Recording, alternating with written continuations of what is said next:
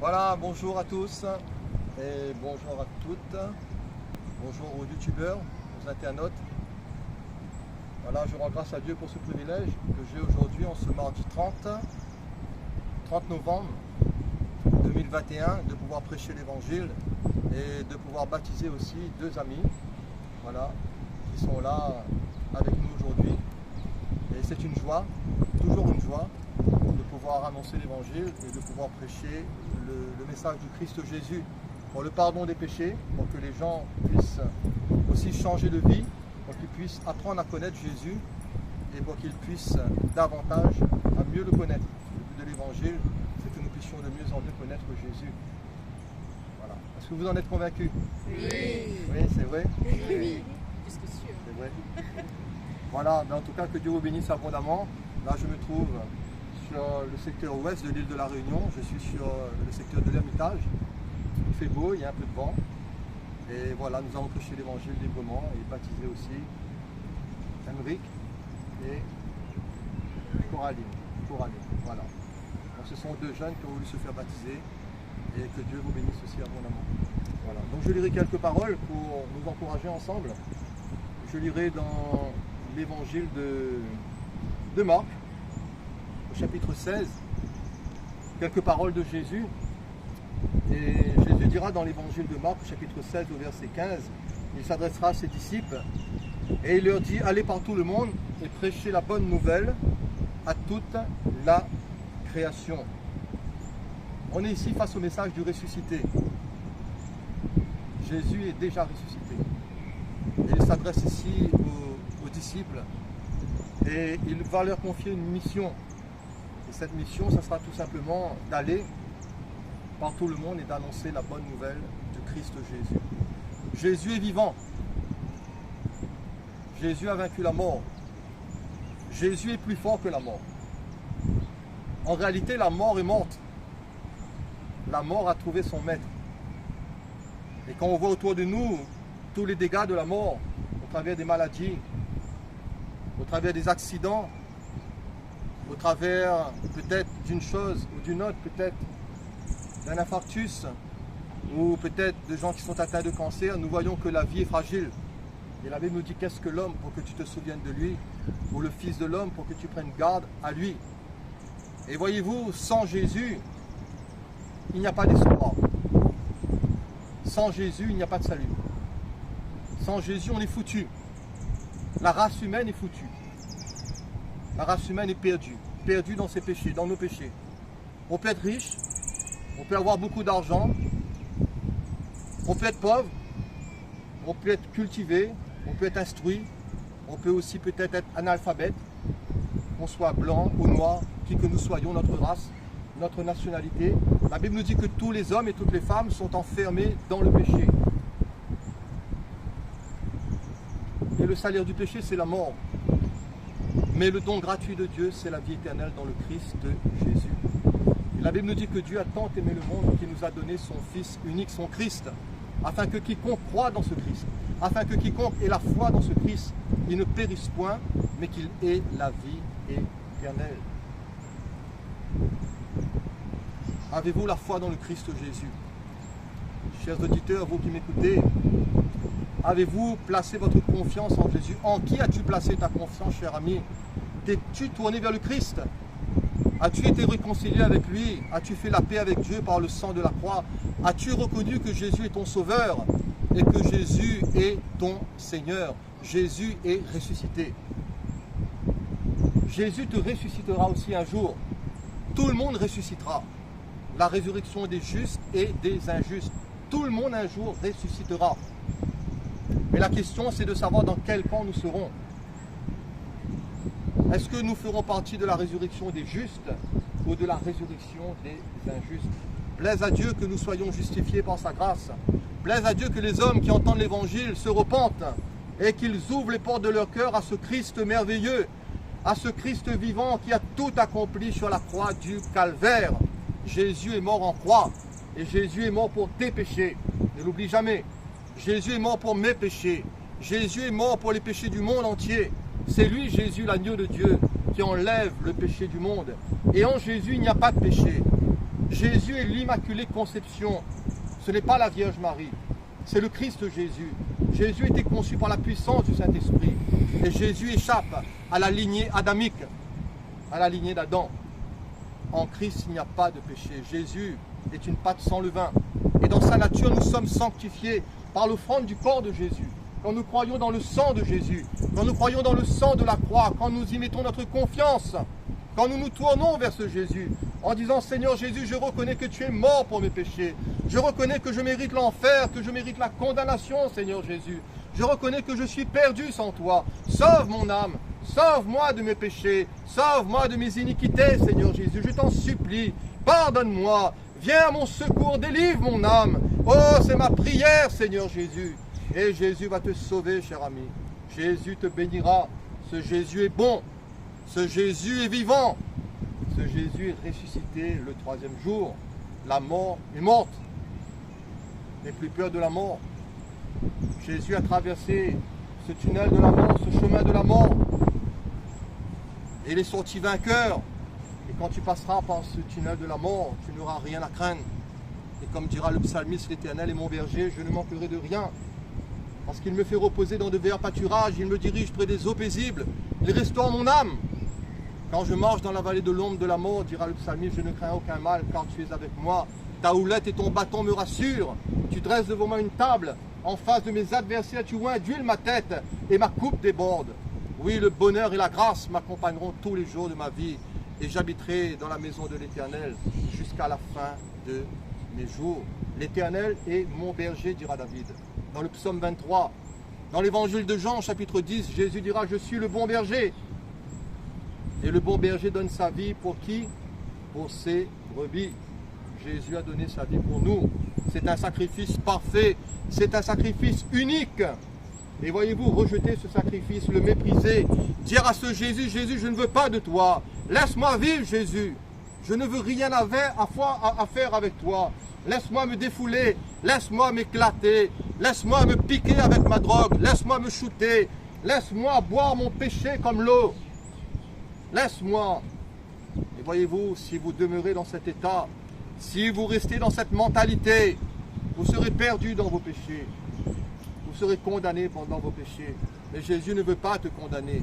Jésus veut te sauver. Alléluia. Dieu a tant aimé le monde qu'il nous a donné son Fils unique, afin que quiconque croit en lui ne périsse point, mais qu'il ait la vie éternelle.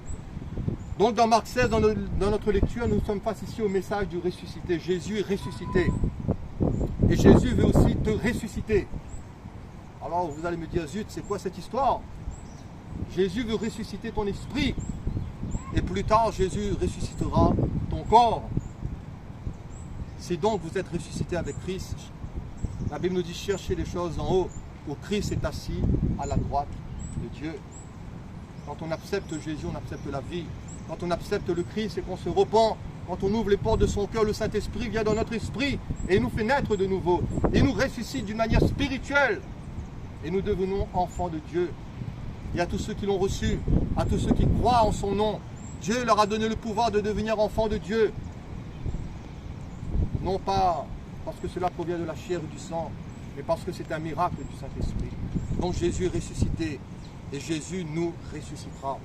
Choisissez la vie, choisissez le Christ.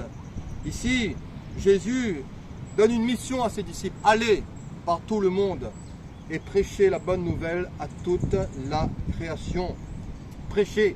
Il y a ici une annonciation. Nous sommes là pour prêcher la bonne nouvelle. La bonne nouvelle, c'est la nouvelle du salut en Jésus-Christ. La bonne nouvelle, c'est que Christ, ressuscité des morts, ne meurt plus. La bonne nouvelle, c'est que Jésus est la porte.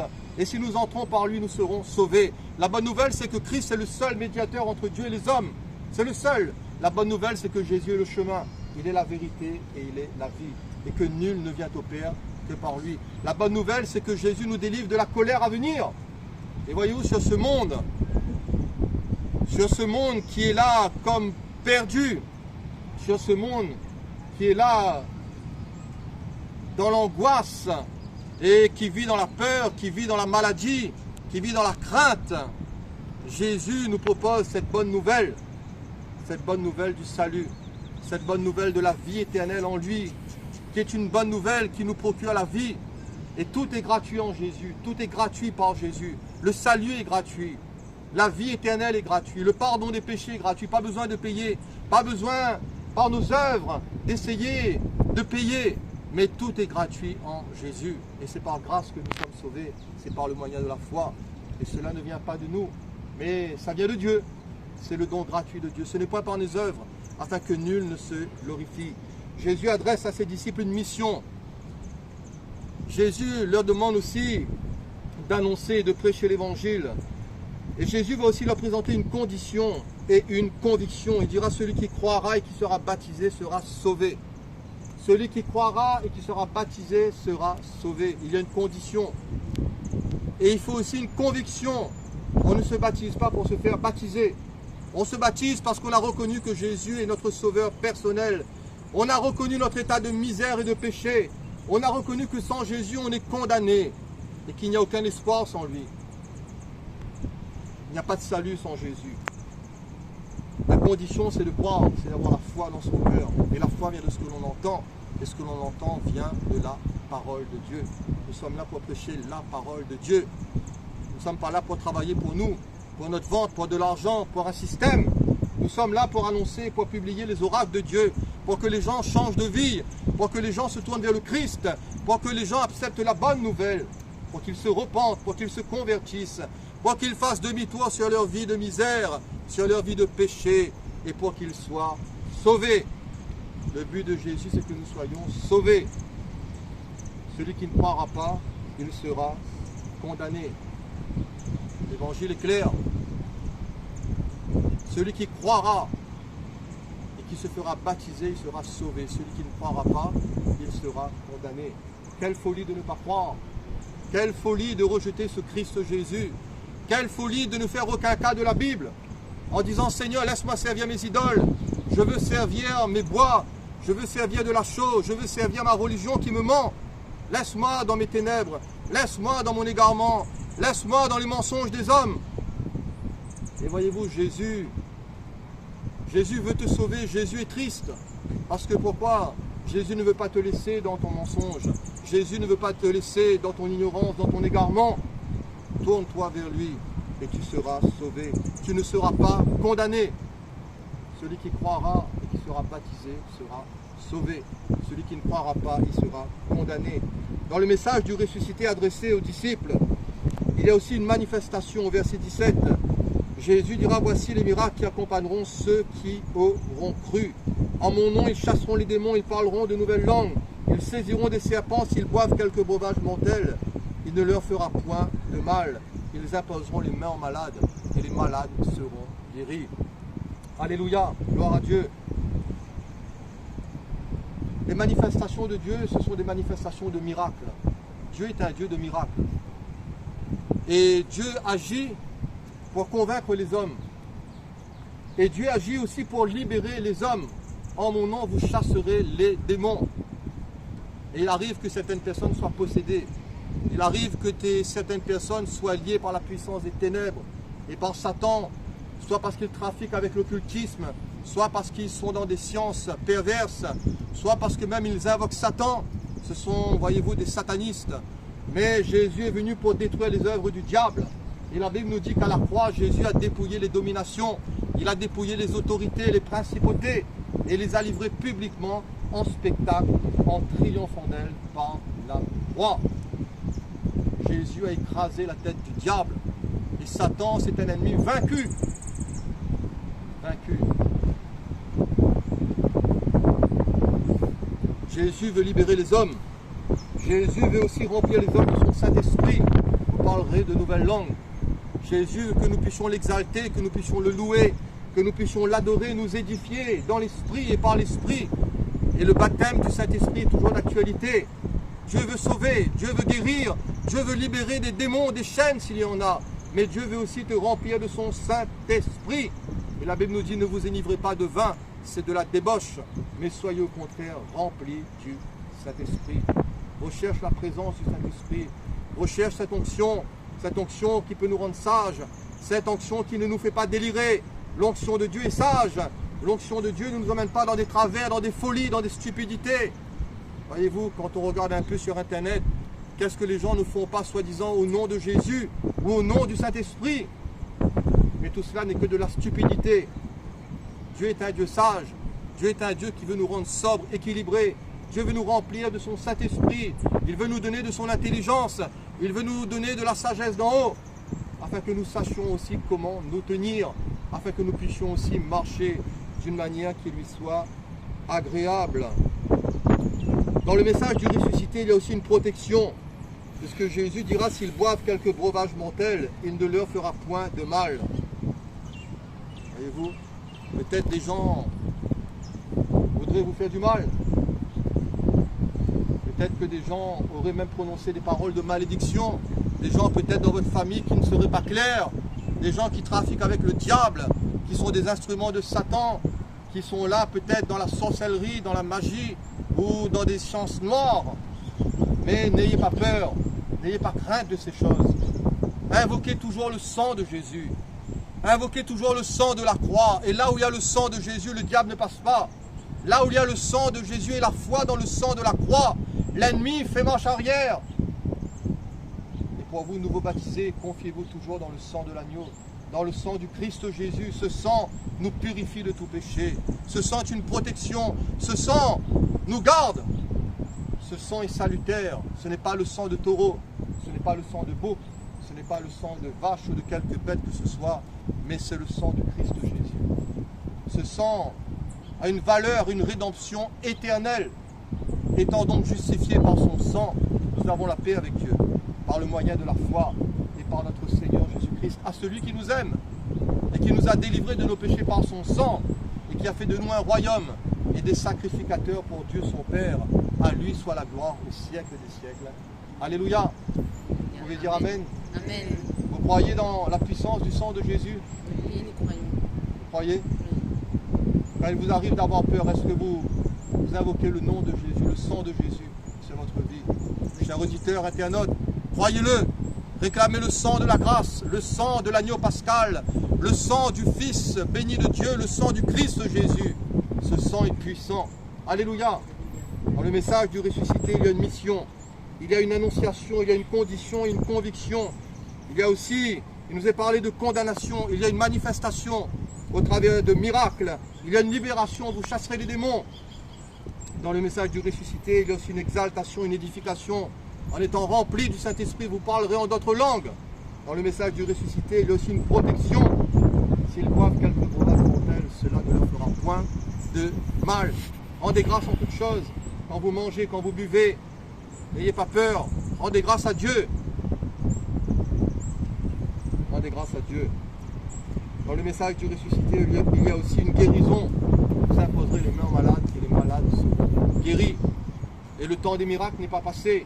Pourquoi? Parce que Jésus est le même hier, aujourd'hui et éternellement. Ce Jésus est le même. Les hommes changent. Jésus ne change pas.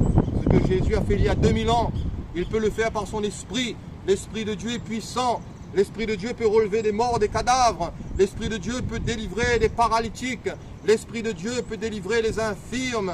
L'Esprit de Dieu peut nous régénérer, peut nous transformer. L'Esprit de Dieu peut nous toucher et nous communiquer la grâce afin d'être une nouvelle créature, afin d'être une nouvelle création, afin de nous faire naître de nouveau. Dieu est un Dieu de miracles. Vous imposerez les mains aux malades et les malades seront guéris. Dans les évangiles, Jésus a guéri des foules. Les apôtres ont guéri des foules. Et voyez-vous, quand Dieu mandate quelque chose à quelqu'un, Dieu confirme sa parole par des signes et par des miracles qu'il accompagne et qu'il authentifie. Dans le message du ressuscité, il y a aussi une élévation.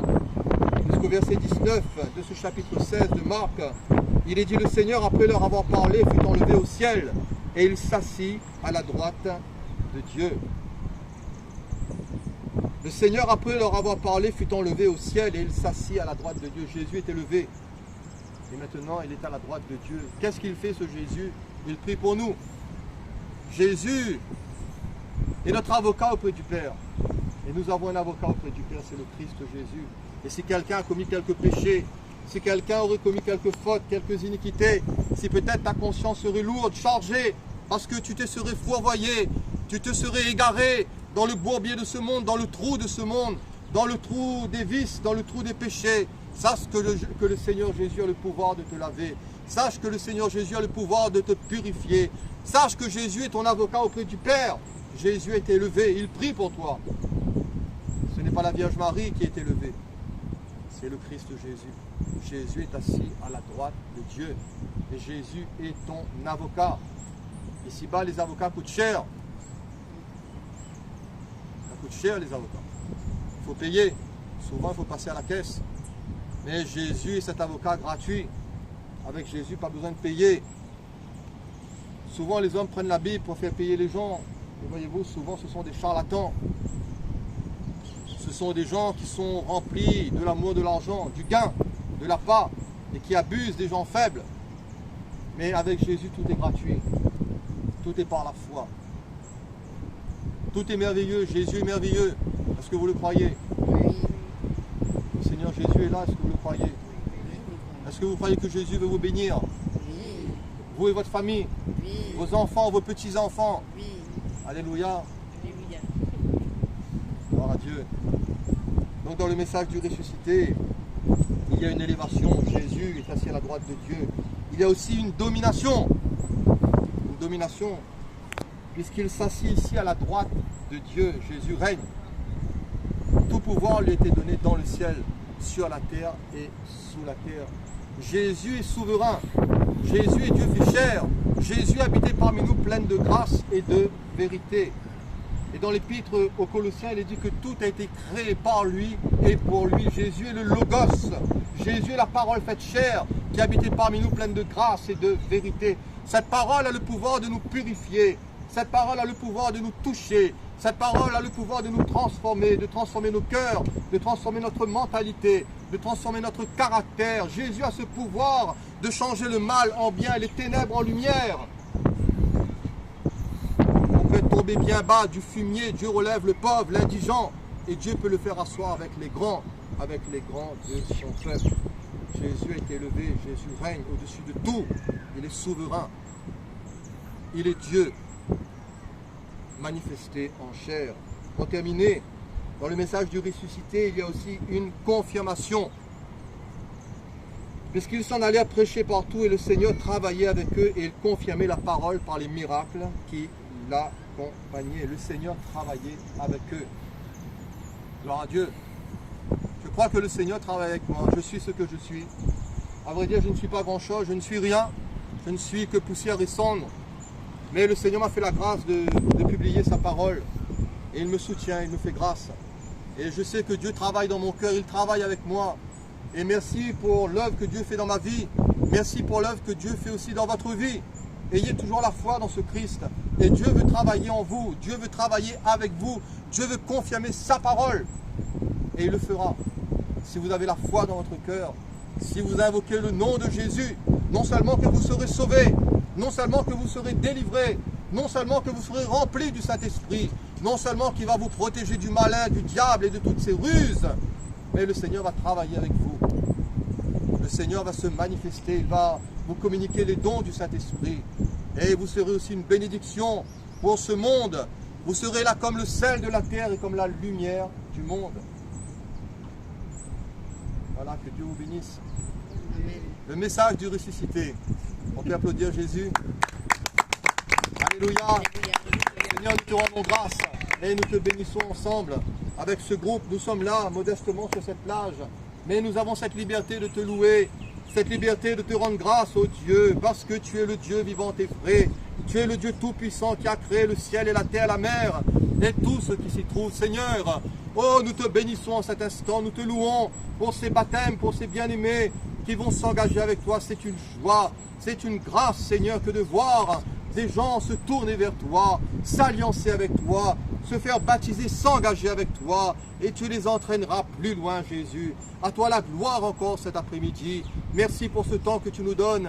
Merci pour la grâce que tu nous fais. Merci pour la joie que tu mets dans notre cœur. Oh, sois exalté, Père, Fils et Saint-Esprit, nous te louons. Nous te bénissons dans ce monde de ténèbres. Nous proclamons le sang de Jésus. Nous proclamons la victoire de la croix. Nous proclamons la mort et la résurrection du Christ. Et ceux qui ne veulent pas entendre, qu'ils n'entendent pas. Ceux qui veulent rester dans la crédulité. Oh Seigneur, aie pitié d'eux et sauve-les. Seigneur, agis en cet instant par ton esprit et viens nous remplir de toi. Viens nous oindre d'en haut de ton huile sainte. Oh Dieu, viens purifier nos cœurs. Viens purifier nos lèvres. Viens purifier nos âmes, mon Dieu, par la puissance du Saint-Esprit, par la puissance et l'autorité du nom de Jésus. Et bénis aussi tous nos frères et sœurs, tous ceux qui écouteront cette vidéo, tous ceux qui entendront cette parole, Seigneur, bénis-les. Fais-les du bien parce que tu connais tes brebis. Tu sais tous ceux qui sont à toi. Tu connais tous ceux qui t'appartiennent, Seigneur. Parce qu'il y a des gens dans ce monde qui t'appartiennent. Il y a des gens qui sont encore peut-être dans la drogue, dans la prostitution. Il y a encore peut-être des gens, Seigneur, qui sont plongés dans les ténèbres et dans l'ombre de la mort. Mais ils entendront ta voix, Jésus. Tu les béniras, tu agiras par ta parole puissante, par les ondes, par un témoignage. Tu vas travailler avec nous, Seigneur, et tu confirmeras ta parole. Seigneur, multiplie ton peuple et glorifie ton nom. Nous réclamons ta grâce. Souffle par le Saint-Esprit et révèle-toi, manifeste-toi au nom de Jésus. Alléluia. Vous voudrez chanter un petit chant peut-être? Un petit chant, quelqu'un connaît?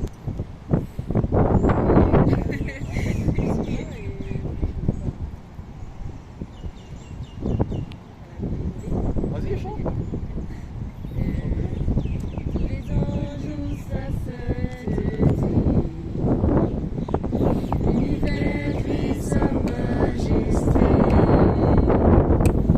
chantons gloire et puissance, force et louange à l'agneau immolé, à l'agneau immolé. Les ténèbres ont reculé devant l'œuvre de la croix, devant l'agneau immolé, et le sang versé pour moi. Tous les anges louent sa sainteté. Alléluia, gloire à Dieu. Amen. Seigneur. Voilà. Voilà, les auditeurs, les internautes, merci beaucoup. Merci pour votre écoute. Nous allons procéder au baptême. Que Dieu vous bénisse abondamment. Et merci pour votre écoute.